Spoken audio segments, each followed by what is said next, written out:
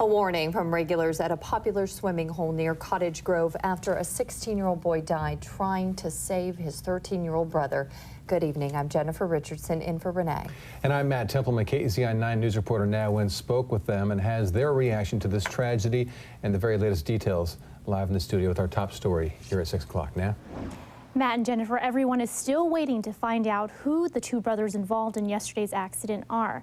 But the Lane County Sheriff's Office says that information won't be released until they have confirmation that all family members have been notified about what happened. Until then, locals are hoping this incident will get everyone to play it safe this summer. Tuesday was the hottest day of the year for folks in the Willamette Valley.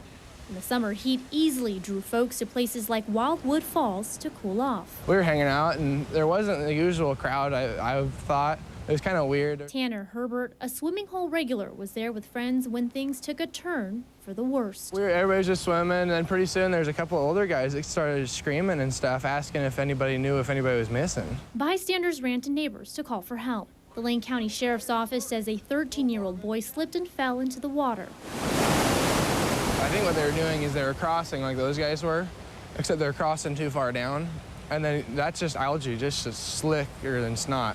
And so he lost his footing, I think is what happened. And while he was able to make it back to land, his 16-year-old brother, who dove in to save him, did not. And they had a tow truck down here, parked in here or parked down further with a spool of line running out so they could hook onto that log, and they got that log out, and then I guess they got the body out. And while the news is tragic, what's worse is that it's not surprising. I've swam here a lot. I've dove to the bottom a few times, and it's about 20, 25 feet deep. And there's a lot of people who die here because it's not an uncommon thing. Locals say the spot is gorgeous and worth spending time at. It's really popular. There's almost always someone down here in the summertime, and I'm here a few times a week at least. But like anything else, they say folks need to be as cautious as they possibly can. Kind of the way I look at it, it's like you're putting yourself at risk when you come down here and swim, and you just got to kind of think about that.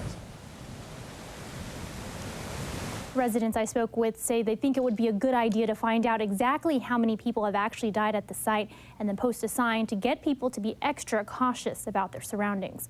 Live in the studio, Nawin, KZI 9 News.